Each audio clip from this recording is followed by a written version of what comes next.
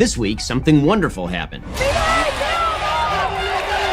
Javier Milei, a libertarian conservative with a colorful past and a penchant for video virality, won a stunning election victory in Argentina, a country that has witnessed left-wing financial and economic mismanagement for decades.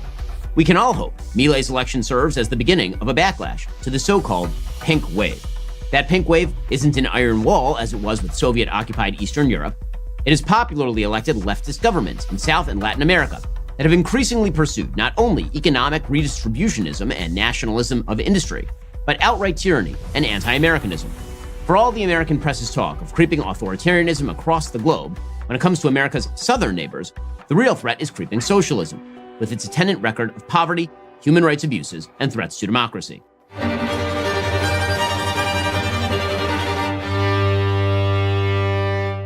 One major player leading this charge is the Sao Paulo Forum, or Foro de Sao Paulo, FSP. Imagine a group of right-wing parties who got together each year to plot international cooperation with each other. That would be fodder for massive media coverage, accusations of conspiracy. But that's precisely what the FSP is. The forum was created in response to the fall of the Berlin Wall. It was an attempt to rebrand socialism and communism for the new age. Members of the FSP include the current leaders of Venezuela, Bolivia, Brazil, Chile, Colombia, Cuba, Dominican Republic, Honduras, Mexico, Nicaragua, Panama, and St. Lucia. Participants must commit to willingness to renew leftist and socialist thought, to correct mistaken conceptions, and to reaffirm its emancipating character. Countries with FSP leadership have been dominated by corruption, slowed economic growth, and represent a pink tide that threatens America's interests in our own hemisphere. There's a history and a pattern to that pink wave. The first pink wave happened shortly after the Cold War. South and Latin America were predominantly open to free market economics and more conservative governance.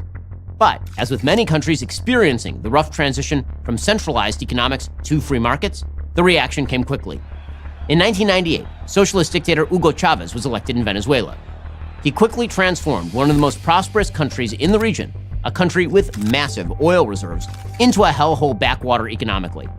Chavez's victory was followed by Lula da Silva's in Brazil in 2003 and Evo Morales's in Bolivia in 2006. They were followed in their ascension by others, including Cristina Fernández de Kirchner in Argentina in 2007.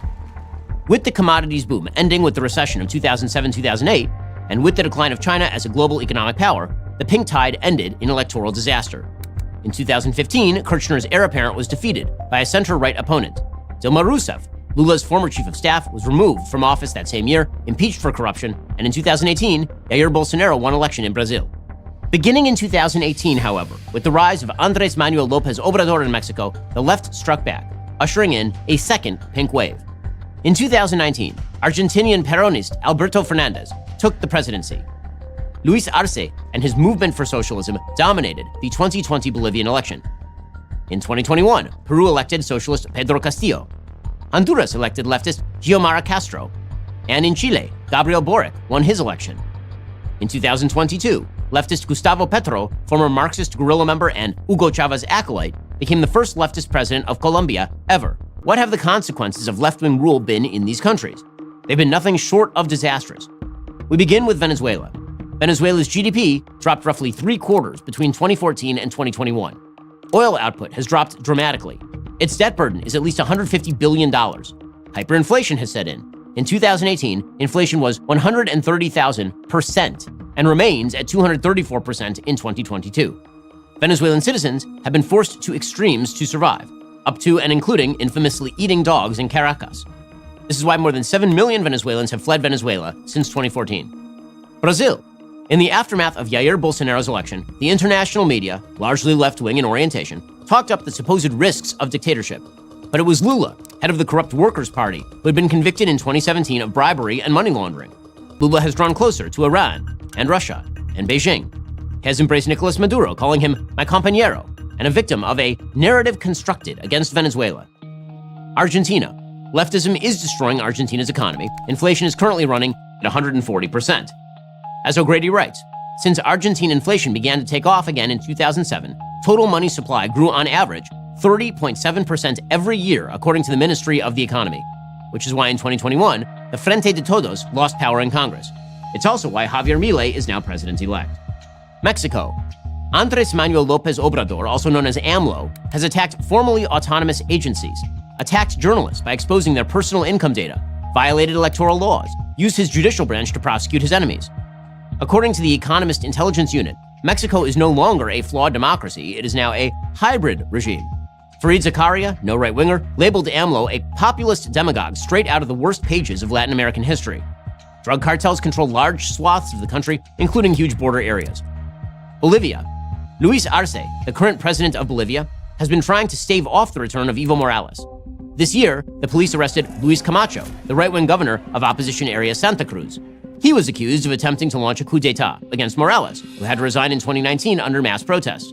According to the World Justice Project's Rule of Law Index, Bolivia ranks 139th on justice, just ahead of Venezuela. Bolivia's debt problems now force citizens to line up outside the central bank to withdraw money. Gas production has dropped as well. Colombia.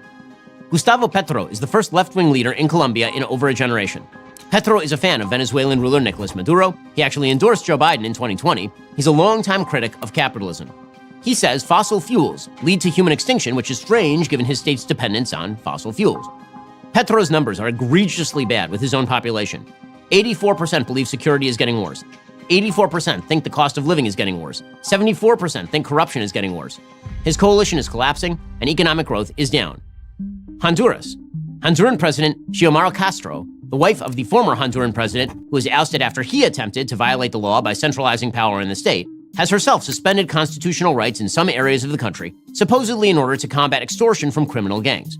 The head of the National Anti-Corruption Council has been forced to flee the state in order to avoid threats.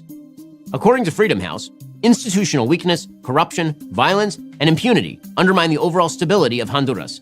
Journalists, political activists, and women are often the victims of violence, and perpetrators are rarely brought to justice. Nicaragua. Nicaragua has been a de facto dictatorship since the rise of Daniel Ortega in 2006. In 2020, an uprising in Nicaragua was put down to bloody effect, with 300 dead and 100,000 people fleeing. Ortega is aligned with China and Russia and Iran. Nicaragua is the second poorest country in the Western Hemisphere. Chile. In March 2022, Gabriel Boric took office as the first full leftist president since 1970. He immediately sought to change the constitution in dramatic ways, pushing a bevy of alterations, including forced gender parity in government offices, abolition of the Chilean Senate, universal health care, and a bunch of other left-wing wish list items. The constitution failed by a 62% vote. This forced Boric to fire 6 members of his cabinet and move more toward the center-left. Rising crime has also forced Boric to move to the right. Boric has been relegated to attempting to nationalize its lithium reserves in a foolish attempt to boost its economy, and attempting to bribe citizens with cash transfer payments. The pink tide that has risen, receded, and risen again will ultimately crash against the rocks of reality as it has in the past. Corruption and lack of rule of law create the preconditions for dissatisfaction with any government. But left-wing governments in Latin and South America have channeled that dissatisfaction into anti-democratic centralization of power and impoverishment of their own citizenry. It's well beyond time for Latin Americans to recognize that the true threat to their futures comes not from the conservative right and free market economics, but from the would-be socialists who have consigned their countries to underdevelopment and suffering. Milei's election is one of the first steps in that understanding. We should hope it isn't the last.